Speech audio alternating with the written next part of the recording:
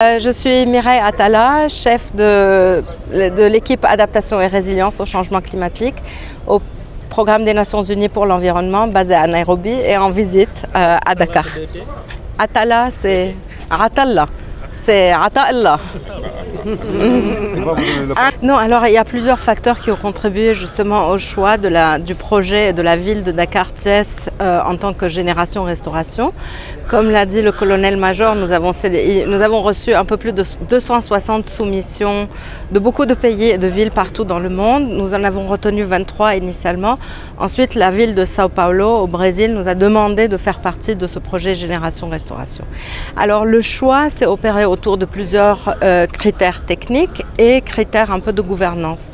Effectivement, la collaboration entre les services techniques du ministère de l'Environnement et les collectivités locales et aussi l'appui du Parlement, etc. Donc cette inclusivité font partie d'un des critères les plus importants parce que par exemple, on ne s'attend pas à ce que toutes les villes puissent s'équiper de services techniques. Et des fois, on peut faire des erreurs en termes de choix d'espèces d'arbres à planter ou de choix de localisation, etc. Donc c'est vraiment très critique d'avoir cette collaboration entre les services techniques du ministère de l'Environnement qui vont pouvoir guider et orienter les services des collectivités locales qui, elles, vont pouvoir faire le choix du terrain, l'engagement des communautés, l'engagement des citoyens et faire la communication autour de ces projets. Donc ça, c'était vraiment un critère important, mais pas unique, bien entendu. La vision et l'ambition en faisaient partie également, et aussi le fait que les villes de Dakar-Thiès avaient déjà entamé et initié ces projets-là avec une vision et une ambition importante que nous sommes venus compléter et appuyer en leur donnant un peu plus de visibilité et en apportant un peu plus de cette assistance technique qui aurait pu être requise. Alors, peut-être que c'est aussi un commentaire sur les aspects techniques et les critères de sélection, c'est que les solutions basées sur la nature dans les villes n'apportent pas uniquement des solutions à la lutte contre le changement climatique, mais aussi à la perte de la biodiversité, la perte de la nature et à la désertification. J'ai compris de l'intervention du colonel-major qu'il a parlé des inondations, du dessèchement, mais aussi il faut se rappeler que les villes sont un endroit de concentration urbaine où on a une combinaison d'impacts environnementaux qui viennent ensemble et qui s'amplifient mutuellement. Et donc en fait, lorsque vous avez la pollution de l'air avec par exemple les gaz d'échappement, lorsque vous avez l'augmentation de la température à cause du changement climatique ou que vous avez des précipitations intenses encore une fois à cause du changement climatique, tout ça vient se combiner pour avoir un impact encore plus amplifié.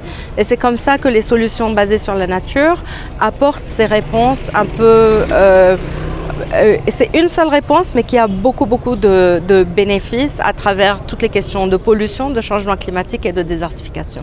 Sont pour le moment assez positifs, mais qui demandent bien entendu d'être amplifiés, d'être mis à échelle. Et je crois qu'une des choses que nous allons faire après ce financement initial catalytique qui a aidé à mettre en place les fondations, c'est de voir justement de définir quelle sera l'échelle, quelle sera son ampleur.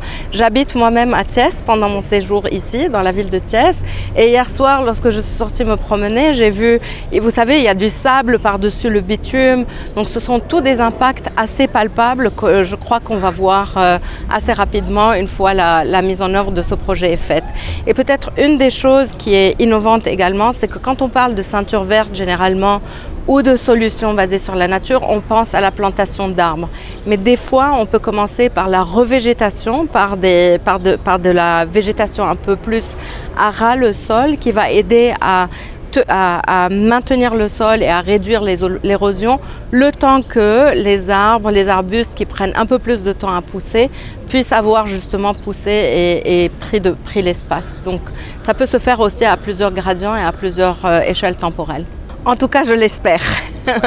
Mais de toute façon, dans la soumission qui a été faite et également dans l'évaluation vous savez, il y a des choses qui sont très palpables. On n'aurait pas la présence d'un membre du Parlement s'il n'y avait pas au moins une appropriation des populations et une inclusion des populations, et si ce n'était pas un projet ou une initiative ou une idée au moins qui était levée au moins au niveau de priorité ou au niveau d'importance exprimée par les citoyens et par les communautés.